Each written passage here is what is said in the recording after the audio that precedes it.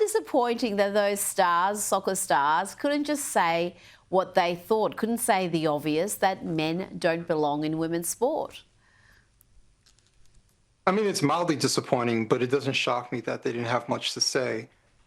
Professional athletes are often trained to deal with the media, and they're often told to take like the easiest position, the most non-political statement, very vague statements about how they feel about any given topic, and usually to keep their comments relating to their profession. So it really doesn't shock me. Is it disappointing? Yeah, but at the same time, they're not necessarily activists stating something that is obvious. I think everybody's face expressed how they felt was that, well, yes, women shouldn't be playing alongside them. There is a competitive advantage that men have over women, but they're just not going to vocalize it. So clearly, no one objected to it. They just tried to deflect. They did. I think Trump was very nice in saying they were being diplomatic, but this is a 90-10 issue. You should be able to say something that's not particularly controversial to say. Men don't belong in women's sport. Now, Adam, this is astonishing.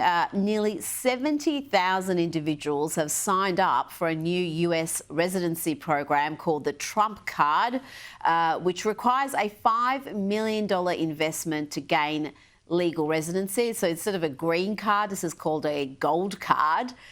That's a lot of money right there, 5 million times 70,000, and it's not even been implemented yet, and you've got that many applications. Yeah, and actually they want a much higher goal. They're looking at potentially very quickly, once it becomes available, having 100,000 available. Trump has stated that he wants 1 million. Wow. Right, he's trying to raise upwards of $5 trillion to go towards the deficit.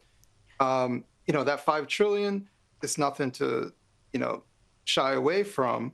But at the same time, our deficit is upwards close to $40 trillion. So it's to chip away at the problem. But there are a lot of questions as far as, will this be economically sound?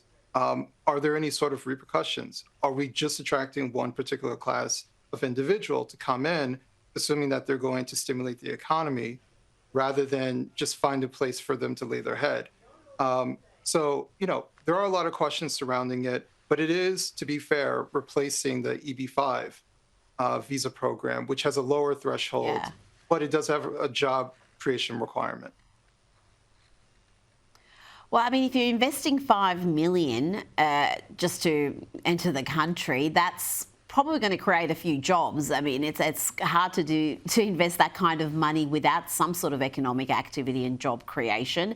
Now, I want to ask you about some footage that I played a little bit earlier of the View program, where Whoopi Goldberg argued that blacks in America have it as bad as the people of Iran. Now, I was astonished by this position, but I'm interested in your response. Is this a widely held view in the black community as far as you know?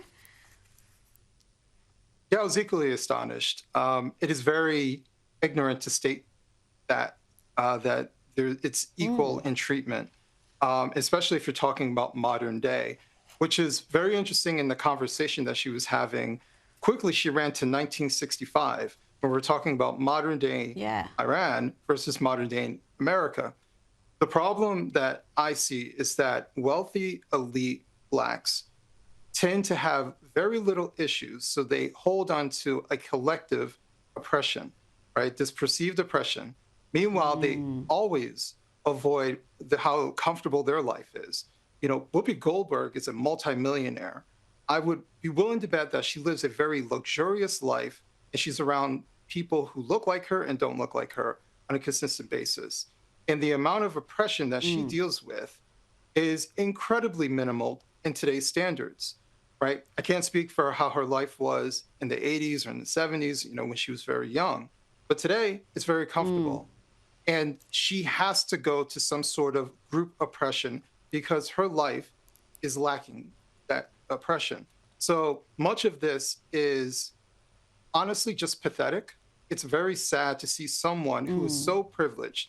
She should be the success story, but she has to feel some sort of compulsion to adhere to a group narrative that doesn't fit her life. Adam B. Coleman, thank you so much for your time tonight.